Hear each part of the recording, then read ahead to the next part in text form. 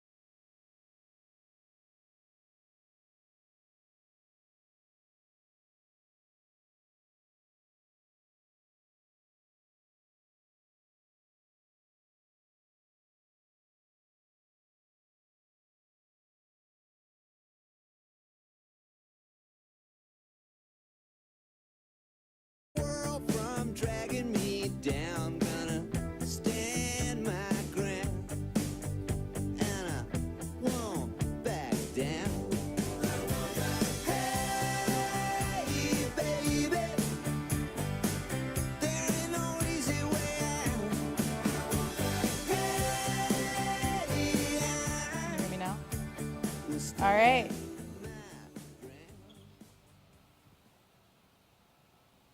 Welcome, everyone.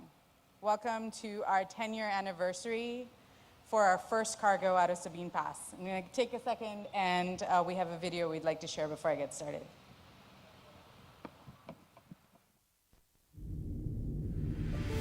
How do you measure a decade of providing secure, reliable, and affordable energy to the world?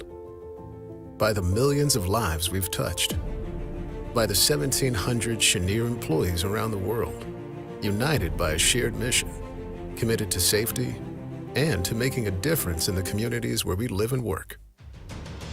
10 years ago, we exported our first cargo of liquefied natural gas from our Sabine Pass terminal in Louisiana, launching a new era for Cheniere and for global energy markets. That propelled Cheniere forward, under focused leadership, to deliver on our vision, to connect abundant, affordable, and reliable American energy to the world. And in doing so, we changed the game. We pioneered the modern era of U.S. LNG exports, enabling the vast natural gas resources of this country to reach global markets and providing our customers with unprecedented flexibility to manage their energy supplies. Just 2 years later, we began operations at our Corpus Christi terminal in Texas, enabling us to ramp up capacity, now producing more than 2 cargoes of LNG daily. Each cargo provides enough energy to heat 1 million homes in Europe for 1 month. Nearly 5,000 cargoes later, our commitment to safety, our customers, and making a difference in our communities is stronger than ever.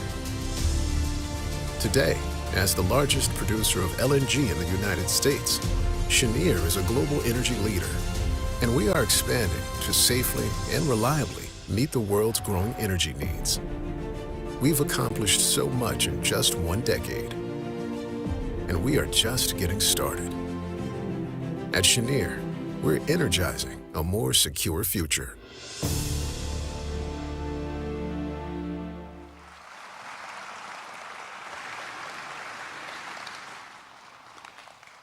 Once again, welcome, everyone. I mean, it is a privilege today to have all of you here on the week that we had sent out our very first LNG cargo from the lower 48. And while our sister facility was sending that cargo out, this site was a set of drawings, permits, and bold ambition. Today, we are a high-performing, reliable, and efficient, and safe LNG facility, sending out over 400 cargoes a year. What an incredible journey. The goal today is to recognize all of you. This transformation didn't happen because of this equipment just showed up here. It happened because the operators that got up before sunrise, that maintenance team that executed every single one of our maintenance activities with precision, the engineers that solve complicated problems that allow us to run this facility, right? It's you guys that have brought us here. So a round of applause for yourself. Thank you so much.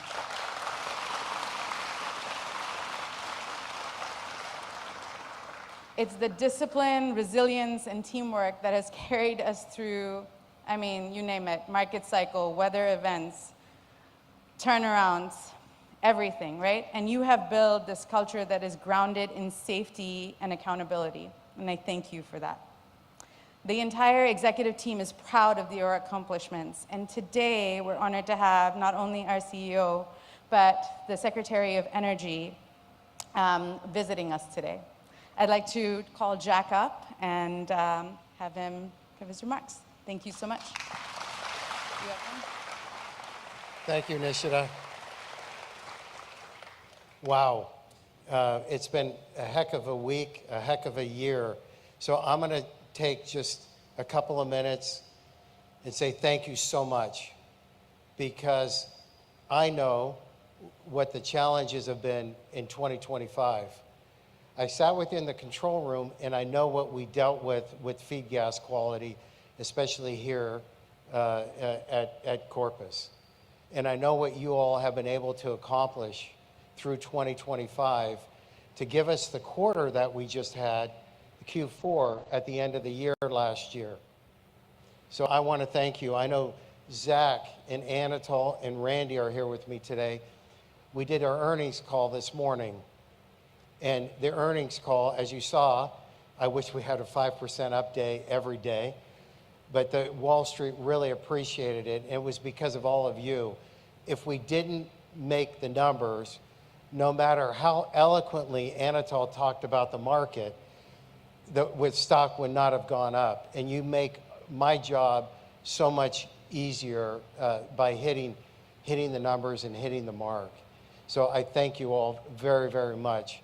Having Train 5 produce LNG on 2,200 hours on Monday night, it brought a smile to my face when Mace texted me, and I'm sitting there at the Astoria, Waldorf Astoria in DC, and I was like, yeah, we got it. So it every little bit, every drop helps.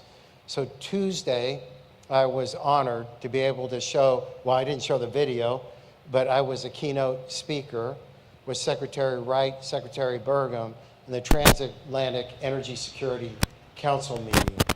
And they were nice enough to let me speak, which I spoke in front of Director General Dita Jorgensen, who is of the European Commission, and then the 12 energy ministers that were in attendance.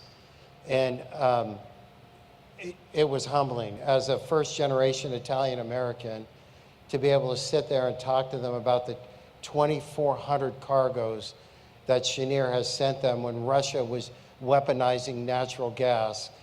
It just brought a tear to my eye. I wish my parents were alive today to have seen that. But thank you. And I have known a lot of politicians in my 44-year energy career, none like Secretary Wright, that not only is he a mechanical engineer, he's an electrical engineer on top of that, but he's run companies, fossil fuel companies. He knows what we are faced with day in and day out. He's interested in trying to help make our lives easier and better, and he is overall very, very generous with his time when it comes to Cheniere and LNG. So with that, I'd like to introduce our Department of Energy Secretary, Chris Wright. Thanks, Ed. Thank you, my friend. That's a leader right there. A leader who swam against the tides when people said, we don't need that. Or when our government said, well, we're going to stop you from doing that. He swung against so many tides, against adversity. He knows in his core that what he's doing is the right thing for America, what he's doing is the right thing for this company, and what he's doing for the right thing for the world. But as Jack said, when you look at the spectacular equipment here, the incredible shipments of energy, this doesn't just happen. It's not a plan on a spreadsheet.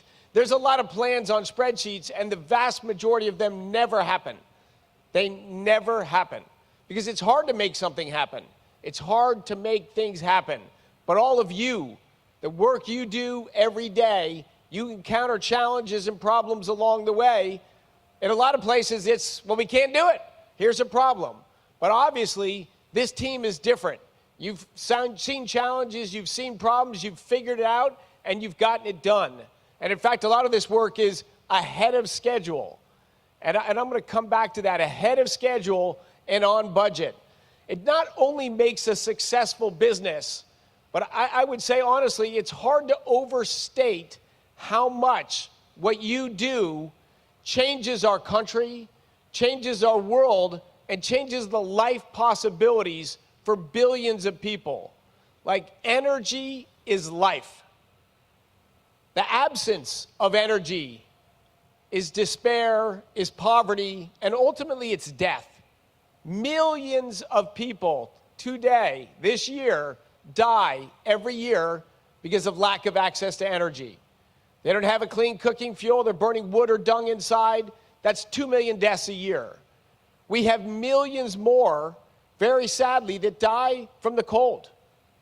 Even in Africa, 5 times more people die from the cold than die from the heat. All around in our cities, in our country, and in Europe, when energy becomes expensive and people can't afford to heat their houses, people die. One little known fact, after the Russian invasion of Ukraine, that very next winter was a relatively warm winter, luckily, because energy prices had skyrocketed. In that relatively warm winter, just from public health data, about 40,000 people died that winter than compared to a normal winter, because energy prices were expensive. Low-income people, elderly people in poor health don't heat their houses as warm, and it kills. So the energy you deliver, we think it turns the lights on. It heats our homes. It powers our factories. It powers our industry. My favorite use of methane gas, the gas you're sending to the world right there, is to run through a process called the Haber-Bosch process, and it synthesizes methane into nitrogen fertilizer. It strips the hydrogen atoms off that methane molecule. It's a carbon atom and 4 hydrogens around them. Those hydrogens get transformed onto a nitrogen molecule, and it makes ammonia. It takes high temperature from burning the gas. It takes the molecules, the atoms out of those molecules, and it creates synthetic nitrogen fertilizer. If we just removed that single use of natural gas, you still got tractors, you still got refrigeration, we still got transportation, we still got all the other joys of hydrocarbon-enabled lifestyle. If you just stop producing synthetic nitrogen fertilizer, global food production drops in half. Drops in half. Half of the population of the world would starve in a year if just one use of methane gas was prevented. In fact, Sri Lanka tried this. A government came driven by green craziness, and they banned the use of artificial fertilizer in Sri Lanka. This is only about 5 years ago. They banned the use of artificial fertilizer. Within 6 months, that government fled the country. Rice production dropped, food prices spiked, riots in the street. The government fled the country. But why did they do such a crazy thing? That's the politics of our world a lot, is people don't understand, without what you do, we don't have any of this. We don't have anything recognizable to our lives today. I'll say one other thing. About 1 billion people live a lifestyle remotely recognizable to us, which means we go in motorized transport that we own. We own a motorcycle or a car. We wear fancy clothes that are made out of hydrocarbons and with hydrocarbons. We got temperature controlled, with this giant building here. It's very pleasant temperature. That's 1 billion people realize these joys of hydrocarbons. We have longer, opportunity-rich lives. Our kids can go off to camp and do all sorts of neat stuff. I'll tell you, there's 7 billion people on the planet. They want the lifestyle we have. And heck yeah, they should have the lifestyle we have. And I believe they will. But they only will if you do what you do every day and you continue to grow this business. You continue to ship more energy. You have to continue to scale up massively. So the world, 50 years ago, all the primary energy in the world was about 83% came from hydrocarbons. The biggest source after hydrocarbons was wood. Between hydrocarbons and wood, well over 90% of global energy. Today, 83% of global energy comes from hydrocarbons. And the next biggest source after hydrocarbons is wood. Just under 90% of total global energy comes from oil, gas, coal, and wood. Like that's what runs our world.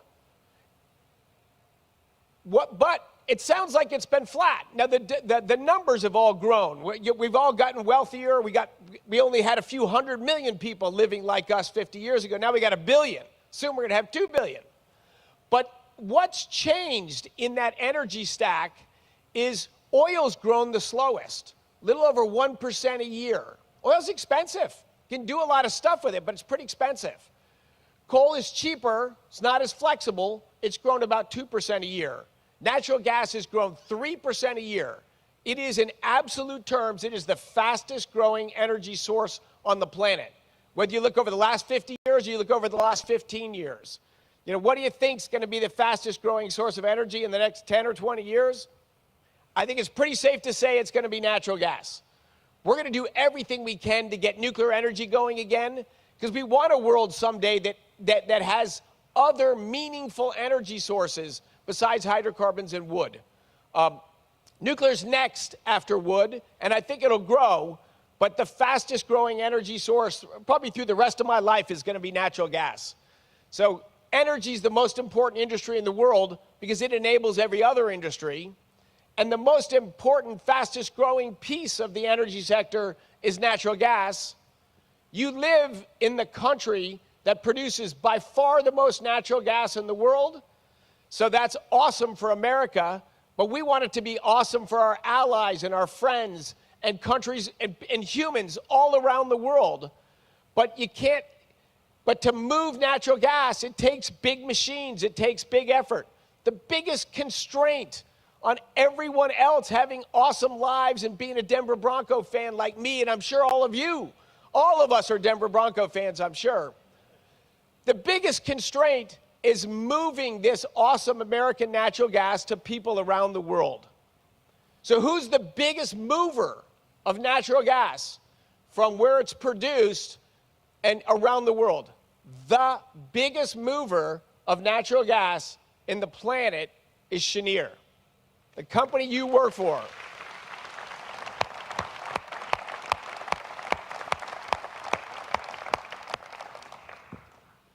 So Exxon is a huge oil company, right? Everybody knows that. Exxon is gigantic.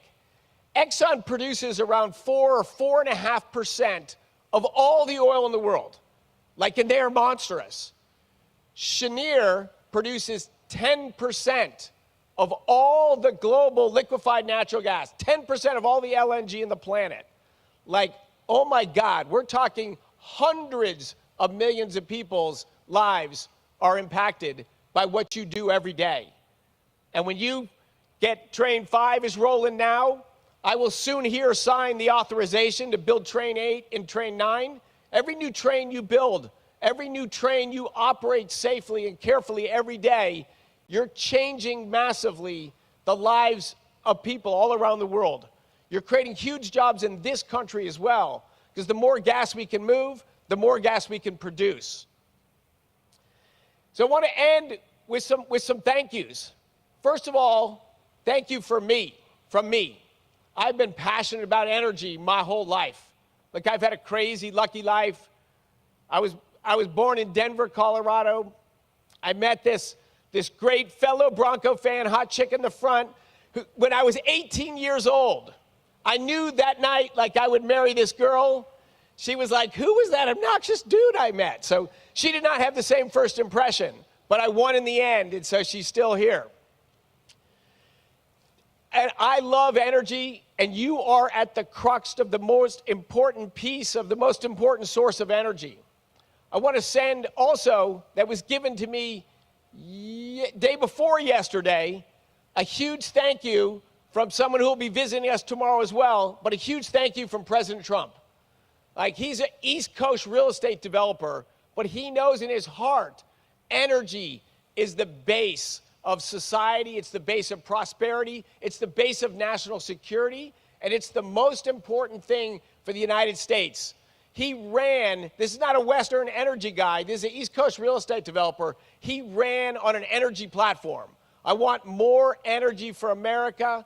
We talked about all my life, we're going to get to energy independence. Well, we achieved that. He said, that's not enough. Energy dominance. And people in Europe think energy dominance, this is a bad thing. This is going to somehow make them, subservient to us. Absolutely not. What energy dominance means is that we have so much energy in the United States, we can bring factories and jobs back to the United States. We can lower people's electricity bills, lower people's heating bills. lower what it costs to fill up your gas tank and your diesel, your trucks and your boats. Energy dominance means so much energy that it enhances the lives of all Americans, and we have so much left over that we can grow our exports to our friends and allies all around the world. They don't have to count on adversaries or you have energy used as a weapon. So I'll end with a story, and it's not long ago, less than 5 years ago. Probably a number of you were working Cheniere at that time. In the summer of 2021, the world had a shortage of what? Of liquefied natural gas. We had a lot of gas in the United States. We can move it around on pipelines, but we can't send it overseas. You were sending natural gas overseas at that time, a lot, more than anyone else, and you were building to grow, but we didn't have enough. Demand for gas grew faster than the supply of liquefied natural gas. This gas that's going to arrive in Europe in a few days, it's going to cost about $10 for 1 million British thermal units. That's actually really cheap. Really cheap. It's a little more than $1 a gallon for diesel when it gets to Europe. Like, that is gold. But at that time, it was $50, 5 times more expensive. So when we had a shortage of LNG, demand was greater than all the supply, the price gets bids up. Pakistan closed their schools because their buses ran on natural gas. They couldn't afford to buy it. Schools were shut down. I mentioned the most important use of natural gas to produce nitrogen fertilizer. China and India banned the exportation of nitrogen fertilizer because they wanted to make sure they had enough to feed their huge populations. East Africa, we started to see a rise in a famine because we didn't have enough fertilizer to grow enough food to feed everyone. Like, that's a disaster. That's a disaster. That's what happens when we don't have enough energy infrastructure. We don't have enough ability to move energy. So what happened at that time? This is August, September of 2021, skyrocketing prices. The world is getting rocked by a shortage of what you do every day.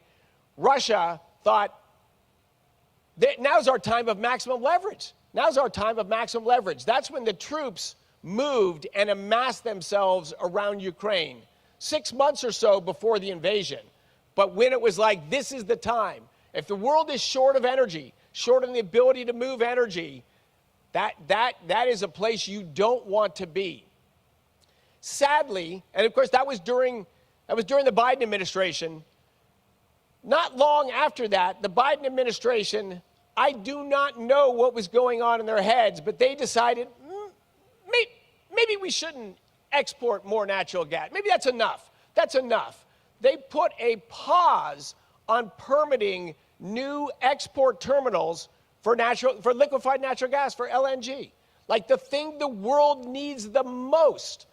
The United States' third largest export and fastest growing export.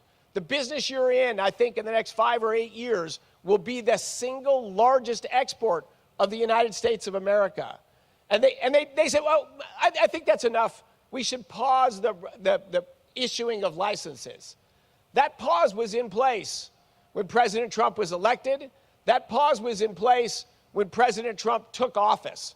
The day he took office, you got an inauguration, there's a lot of parties and a lot of events, a lot of distractions. The day he took office, he signed the executive order to immediately end the pause. And his first order to me was, Chris, the world needs natural gas. We produce natural gas. We got entrepreneurs that'll build them. Get to work. Let those capitalists run free and build more LNG export terminals. We see it happening right now. This is how we make the world a better place. This is how we make America stronger. This is how we keep our allies safer. This is our future. You work in our future. And for that, I thank you from the bottom of my heart. I thank you from me personally. I thank you from President Trump, who's so proud and so enthusiastic by what you're doing. This is the core of making our country great again and of making our world safe and prosperous and not a place riven by conflict where people can hold people hostage over energy. when America is the biggest producer of oil as we are today, and the biggest producer of natural gas, and the biggest exporter of natural gas, we can drive progress and improvement and peace in the world. So God bless what you do. I'm going to right now sign. My wife thinks I can't walk and chew gum at the same time, but I'm going to try to prove that I can talk and sign at the same time. So what I'm signing is this is the authorization for Cheniere and at this facility right here to use trains 8 and 9, build trains 8 and 9, and now you have, Cheniere has the authority to sell that to all the countries in the world.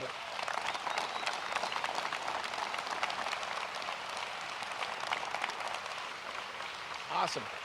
God bless you all. God bless America. America thanks you.